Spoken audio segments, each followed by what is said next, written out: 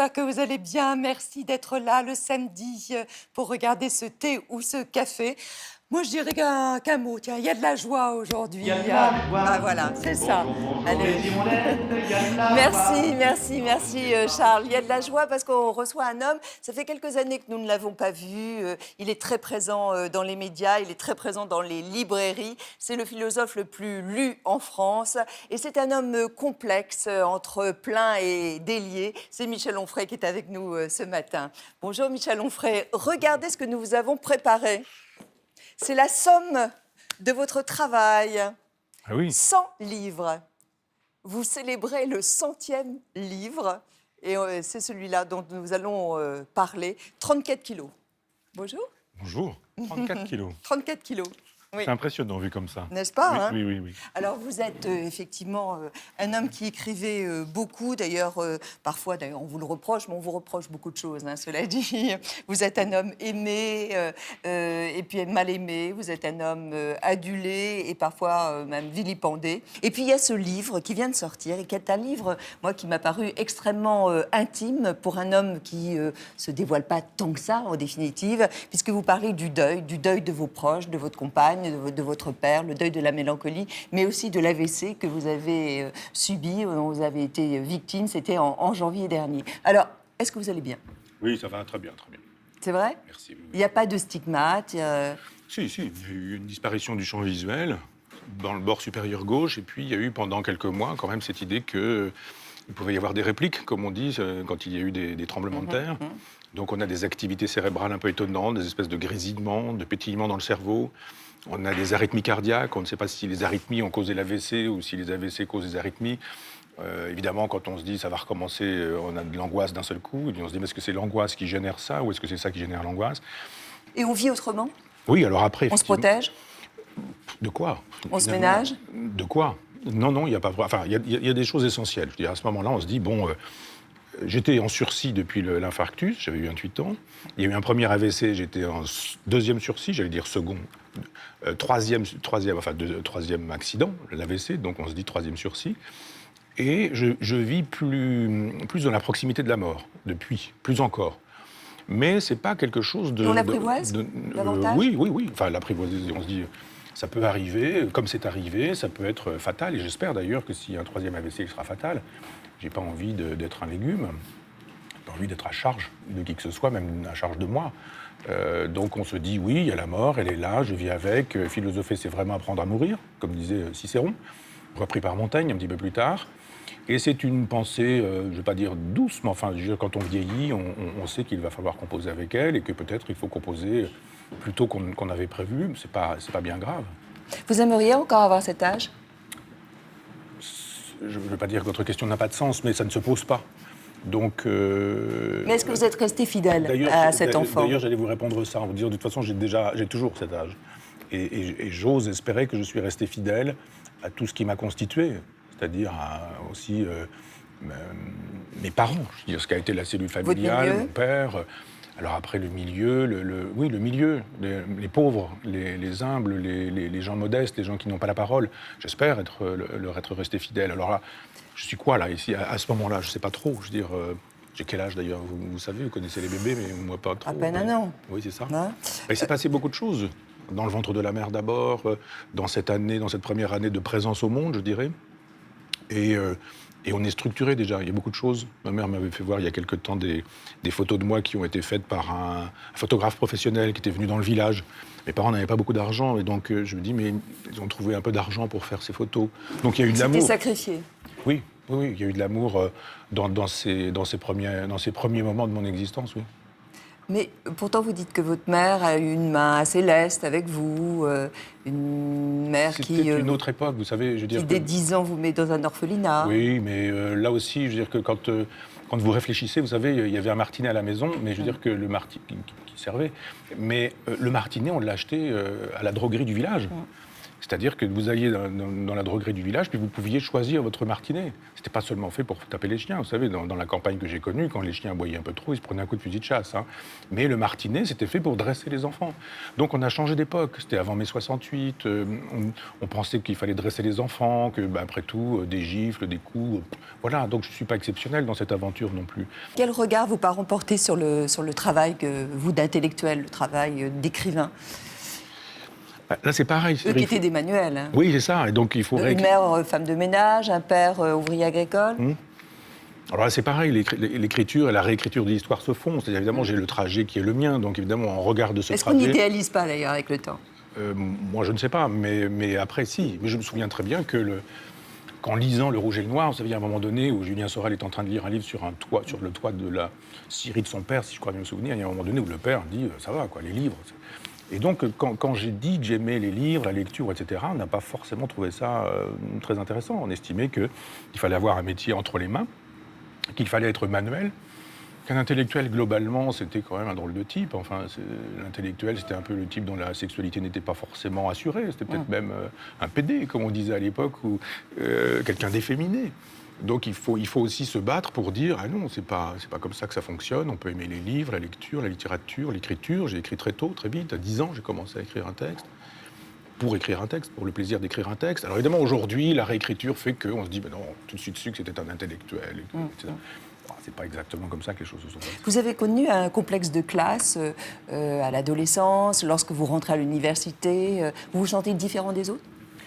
Complexe de classe, oui. Au collège, un peu moins au lycée, pas du tout à la fac. Et ça s'inverse, ça devient une espèce de fierté. C'est-à-dire que quand on arrive en pension, on a effectivement les vêtements, les chaussures que peut-être les autres n'ont pas, parce qu'effectivement, les parents qui ont les moyens achètent des vêtements à la mode, et que les parents qui n'ont pas les moyens achètent des vêtements solides et qui ne sont pas forcément à la mode, et c'est tout de suite visible. Donc les autres le voient, et on voit que les autres le voient. Donc il y a une souffrance quand on a 10 ans. Un petit peu plus tard, le lycée, le collège, c'est un orphelinat avec des prêtres salésiens dont certains sont pédophiles. Moi, j'ai échappé à ça, mais pas à la terreur. Et ça se traduisait comment?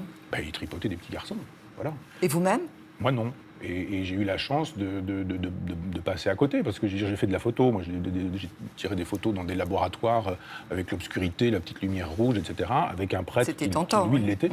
Il n'y a jamais eu d'attouchement, il n'y a jamais eu de tripotage. Mais il y avait au moins 3 prêtres, enfin, voilà, peu importe, paix à leur âme, parce que je pense qu'ils ne sont plus de ce monde, qui effectivement tripotaient les petits garçons. Et donc, moi, je restais, en plus de ça, le dimanche.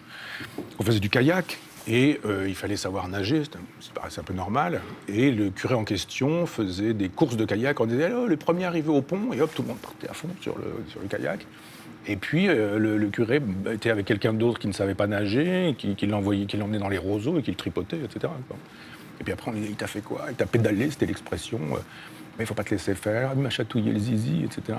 Et donc, évidemment, les pédophiles sont toujours des gens qui, instinctivement, ce sont des prédateurs, sentent les enfants fragiles, les familles qui ne sont pas là. En même temps, c'est un orphelinat, c'est facile. Est-ce que le célibat des prêtres favorise, vous pensez, la pédophilie?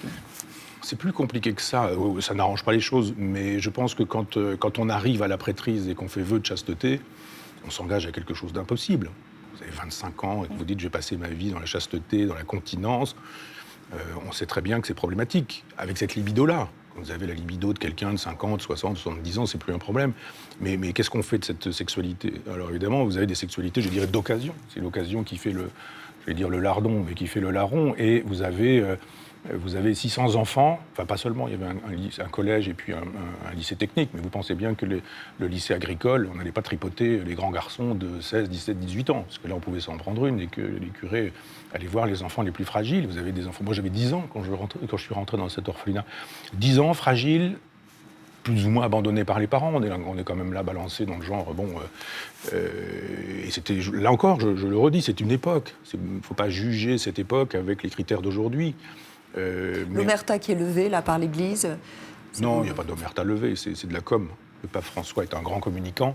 Moi qui ne connais pas tous ces gens-là très bien, j'ai quelques noms de prélats, de gens d'église qui sont des pédophiles reconnus. Donc si moi je le sais, d'autres le savent, et ils sont toujours en place et personne ne dit rien, personne ne bouge.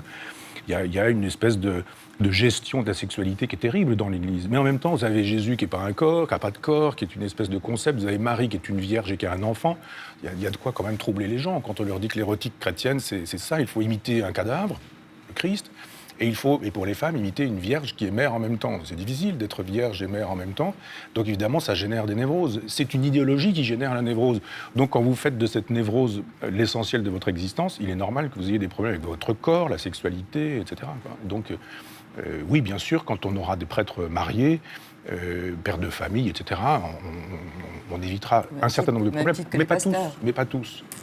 C'est Michel Onfray qui est sur le plateau de Thé au Café ce matin. Alors, petit retour en arrière, vous êtes d'accord? Nous, c'est votre parcours qui nous intéresse, et non pas en mots, mais en chiffres, Magali Defer. Michel Onfray, vous êtes écrivain, philosophe, enfin oui, disons-le comme ça. disons un homme de lettres fâché avec les mathématiques. J'ai été terrorisé, moi, avec le calcul mental. Je le suis toujours, d'ailleurs. Pourtant, votre parcours a de quoi vous réconcilier avec les chiffres. 3 millions, c'est le nombre de livres que vous avez vendus dans le monde entier, traduits en 28 langues. Le premier, vous l'avez écrit en seulement 4 jours, après avoir été victime d'un infarctus à 28 ans. J'ai rencontré une diététicienne déplorable qui m'a donné envie de rédiger ce texte-là. J'ai fait très rapidement. Vous écrivez vite et beaucoup. Au total, 100 livres publiés, donc de nombreux best-sellers. 330 000 exemplaires pour votre traité d'athéologie. 150 000 pour le crépuscule d'une idole où vous déboulonnez Freud. Auteur à succès, vous êtes avant tout professeur.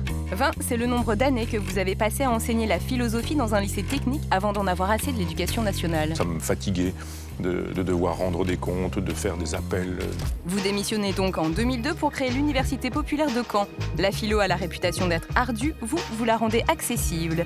1000 personnes en moyenne assistent gratuitement à chacun de vos cours qui sont podcastés près d'1 million de fois sur le net. Rien que ça. Mon plaisir, ça a été de rencontrer la philosophie quand j'avais 17 ans. Il y a juste un moment où on dit j'ai envie de rendre ça aux gens, j'ai envie de le partager. Et pour parler librement au plus grand nombre, vous lancez votre What TV en 2006 qui compte aujourd'hui plus de 15 000 abonnés. 0, c'est la note que vous mettez à la conduite des hommes politiques dans un livre pamphlétaire. Vous non plus n'échappez pas à la critique. Pas moins de 15 ouvrages vous égratignent. Qu'importe, vous continuez de dire ce que vous pensez sans calculer et tant pis pour ceux qui aimeraient bien vous régler votre compte. Quand vous êtes l'objet d'insultes, de critiques, comme on a pu en entendre, et puis aussi d'ouvrages, ça vous ébranle?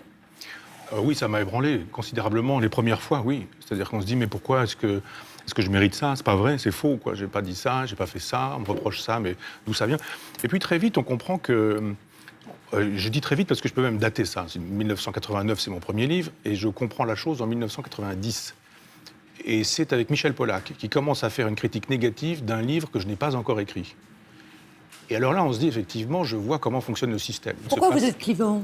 Mais pour tous les chiffres que vous avez donnés, c'est normal. C'est la jalousie, c'est l'envie. C'est peut-être que si je faisais un livre tous les 10 ans, que je vendais 1000 exemplaires de ce livre-là, que je on parlerait pas de vous, jamais... ouais. Mais on ne me détesterait pas, puis je serais même un très grand philosophe, méconnu, etc.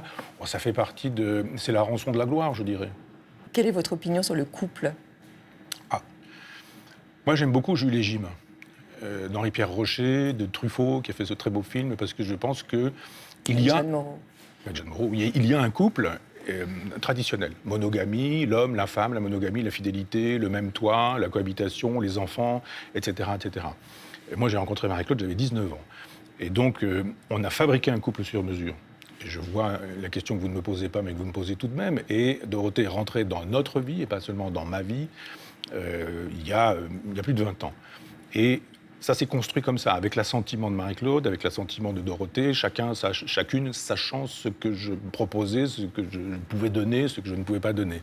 On a construit ça secrètement, discrètement. Marie-Claude souhaitait que ce soit effectivement... Elle était extrêmement pudique, elle était extrêmement modeste, elle était extrêmement discrète. Il n'y a pas de photo d'elle. J'ai consenti à en donner une au point la semaine dernière. Sinon, il n'y en avait pas publiquement, qui circulait publiquement. Et donc, on la voit là. 5 ans plus tard, après son décès, je veux dire, j'ai voulu aussi raconter un peu de cette histoire. Un peu. Parce que d'abord, ces deux femmes ont été formidables. Formidables, et Dorothée l'est toujours. Et pourquoi ce c'est- besoin d'avoir deux femmes? C'est pas un besoin, C'est aimer deux femmes. C'est de la polygamie? Oui, comme tout le monde. Simplement, les gens ont des polygamies, enfin, ils sont monogames successivement, ou alors ils sont dans l'adultère bourgeois, du genre, il y en a évidemment une qui sait qu'on est marié, mais la femme officielle ne le sait pas, elle le découvre un Est-ce que jour. c'est davantage constitutif des hommes que des femmes? Hélas, oui, je crois. Je crois que les femmes sont plus grandes que les hommes sur ce terrain-là, que les hommes sont capables d'avoir une histoire pour avoir une histoire, et que quand l'histoire a eu lieu, c'est le vieux réflexe du chasseur, ça a eu lieu donc c'est fini, et que pour une femme ça commence. Alors je sais bien qu'on va me tomber dessus en disant là il est essentialiste, c'est pas vrai, moi je suis un homme, je pense pas comme ça, moi je suis une femme. D'accord, très bien.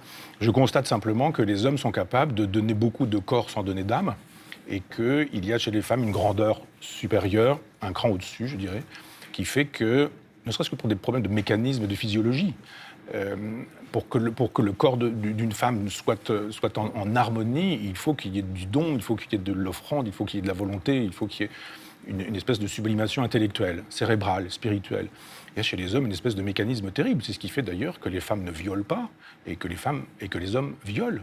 Et donc je pense effectivement qu'il y a une biologie des hommes, une biologie des femmes, et que cette biologie des hommes, elle est plus proche du singe, dont Darwin nous a dit que nous en descendions, que les femmes qui sont un degré d'humanité au-dessus.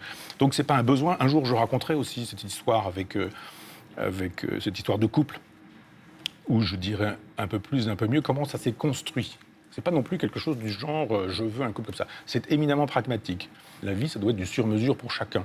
C'est pas parce qu'on nous a dit un homme c'est fait pour une femme c'est fait pour un homme, un couple c'est fait pour un mariage c'est fait pour des enfants, qu'il faut y consentir. Je dis pas qu'il faut pas. Je dis simplement que peut-être un homme c'est fait pour un homme. Et puis peut-être un homme c'est fait pour deux hommes. Hors et convention. puis peut-être, c'est hors convention, dans la mesure, et je l'ai beaucoup dit, je ne me sens pas en contradiction avec ce que je dis depuis si longtemps, mais cette phrase de Chamfort, jouis et fais jouir sans faire de mal ni à toi ni à personne.